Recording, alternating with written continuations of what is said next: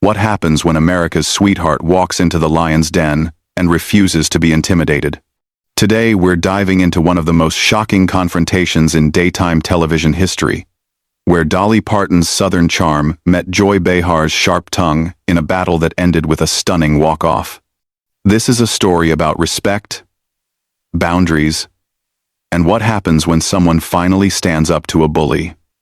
Make sure you subscribe and let me know in the comments if you think Dolly handled this the right way.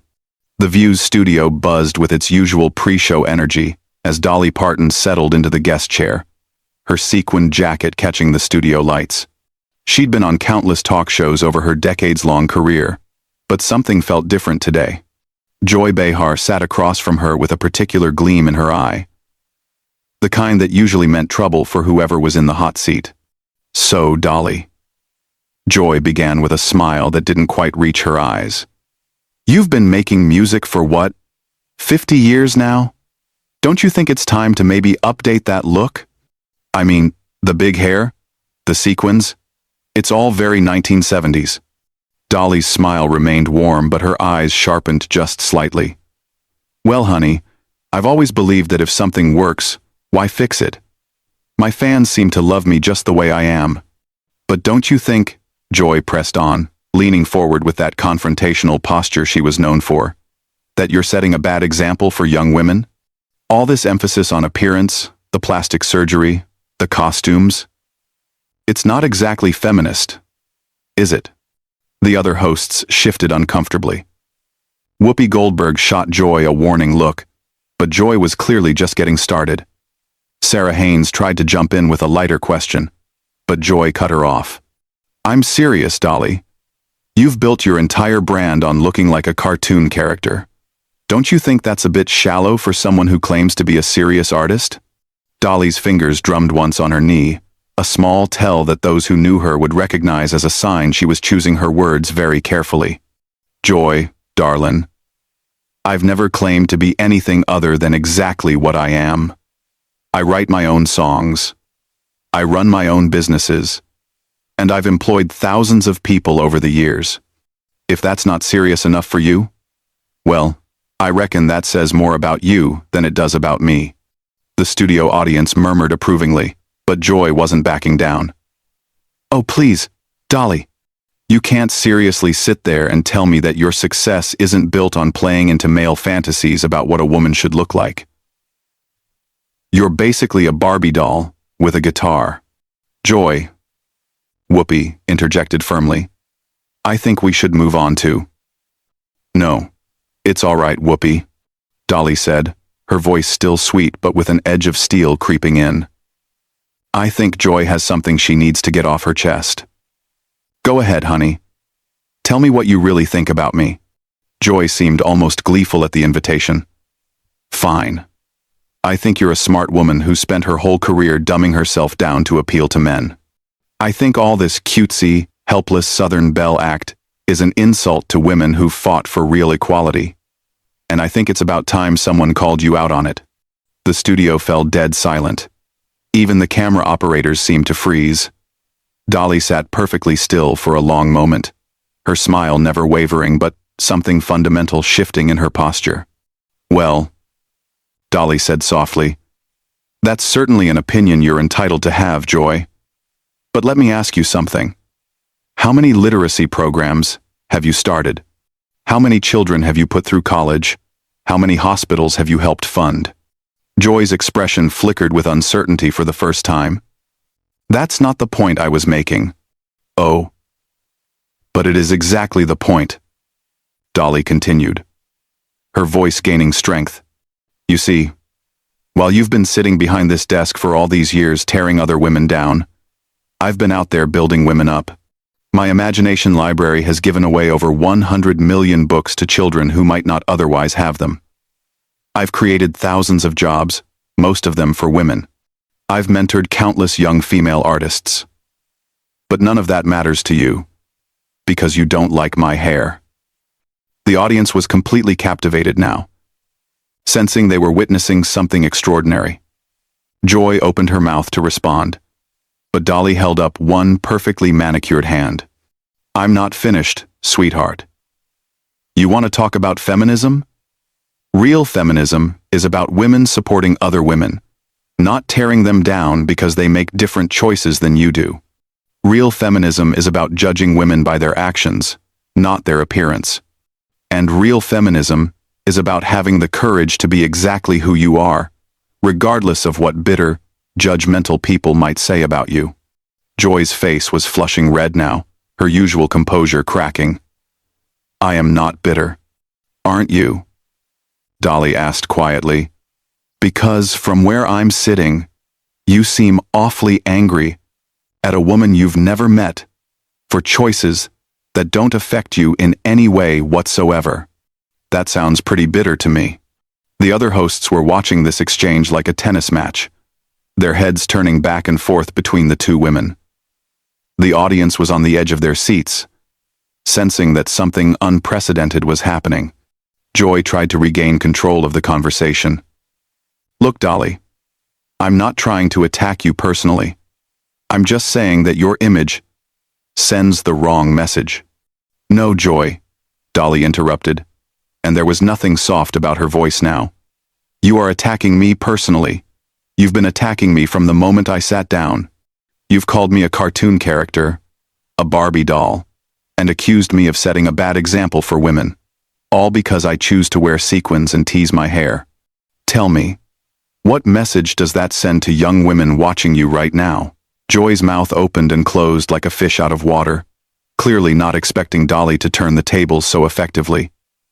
The studio audience was dead silent, hanging on every word. You could practically feel the electricity in the air.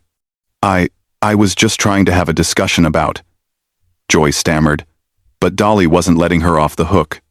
A discussion? Dolly's eyebrows raised in genuine surprise.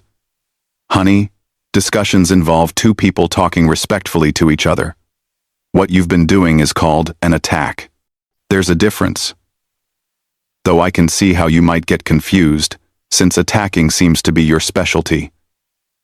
Whoopi tried again to intervene. Ladies, maybe we should take a commercial break. No, Joy said sharply, her pride clearly wounded.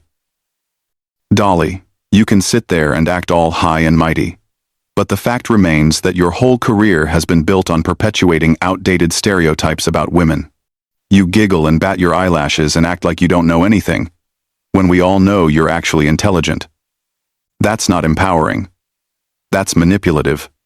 The audience gasped audibly at the venom in Joy's voice. Dolly, however, just smiled that serene smile and nodded slowly. You know what, Joy? You're absolutely right about one thing. I am intelligent. Intelligent enough to build a business empire from nothing. Intelligent enough to write songs that have touched millions of people's hearts. Intelligent enough to know that the way I choose to present myself doesn't diminish my accomplishments or my worth as a human being. But apparently, I'm not intelligent enough to figure out why you think it's your place to judge how other women live their lives. Joy's face was getting redder by the minute. Someone needs to call out this fake persona you've created. You're not really this sweet, innocent country girl. It's all an act. And what if it is? Dolly shot back, her voice still controlled but with fire in her eyes. What if I've chosen to present myself in a way that makes people feel good?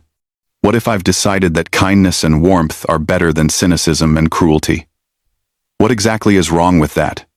It's dishonest, Joy spat. It's not authentic. Dolly let out a genuine laugh, and it was like sunshine breaking through storm clouds. Authentic? Joy, darlin', let me tell you about authentic. Authentic is admitting that I grew up dirt poor in the mountains of Tennessee, and that I've worked every single day of my life to become something better. Authentic is acknowledging that I've made choices about how I look and how I present myself because those choices have opened doors for me. Authentic is being honest about the fact that I've never pretended to be anything other than exactly what I am, a country girl who loves music and loves people. What's not authentic is sitting behind a desk throwing stones at other women because their choices make you uncomfortable. The other hosts were watching this exchange with fascination and growing concern.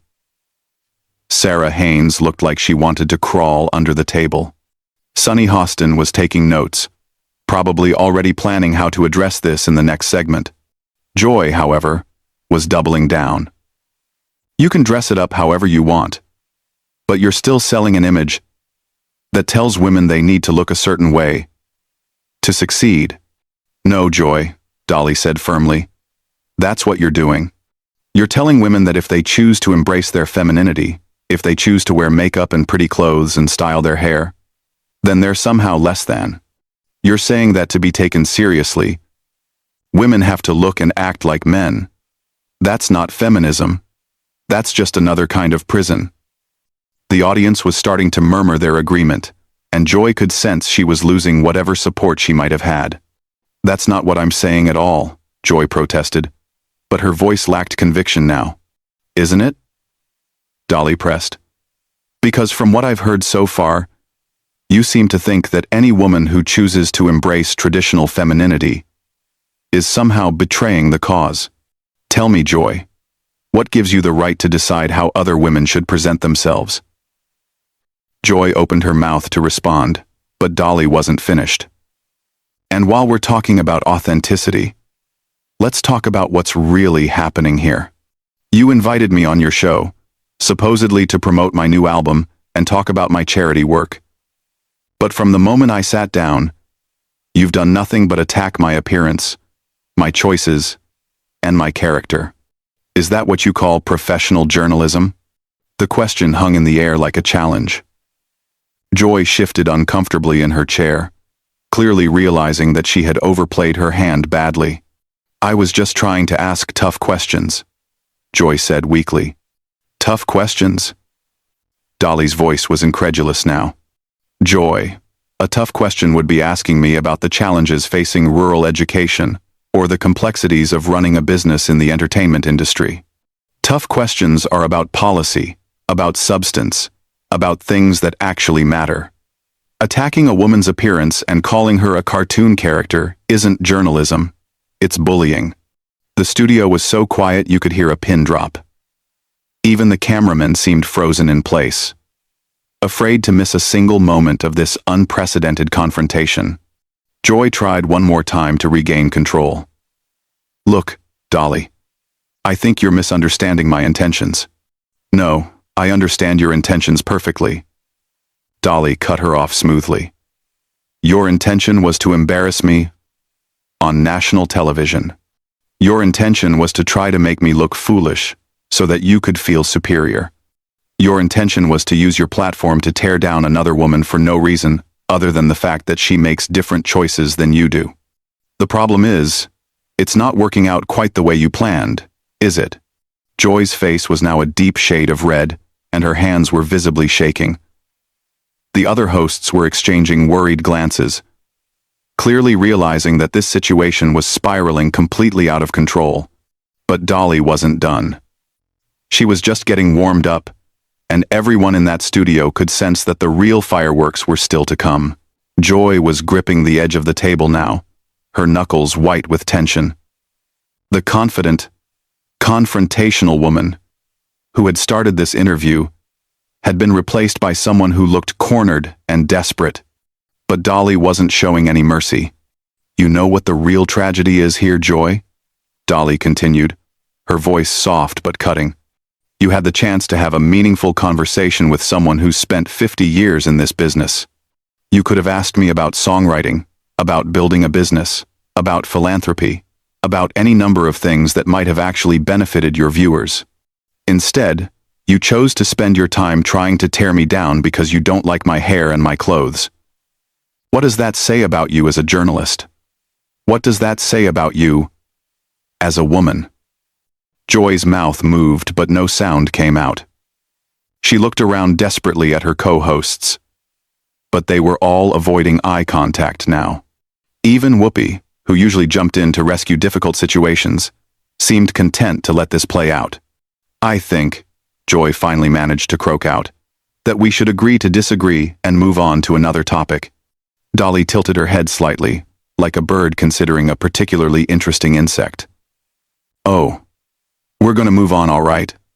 But first, I think you owe your viewers an explanation. You see, this isn't really about me at all, is it, Joy? This is about you, and whatever issues you have with women who make different choices than you do. That's ridiculous, Joy snapped, but her voice was shaky now. Is it? Dolly asked calmly. Because I'm sitting here thinking about all the successful women you've had on this show over the years, and I'm noticing a pattern. You seem to have a particular problem with women who embrace their femininity. Women who choose to be glamorous, or who present themselves in traditionally feminine ways. Why do you think that is? The question hit its mark. Joy's face went from red to pale in an instant, and for a moment, she looked genuinely stricken. I don't have a problem with, Joy started, but Dolly held up her hand again. Yes, you do. And that's sad, Joy, because there's room in this world for all kinds of women. There's room for women who choose to be glamorous, and women who choose not to be. There's room for women who wear sequins, and women who wear business suits. There's room for women who tease their hair, and women who don't. But apparently, in your world, there's only room for women who make the same choices you do.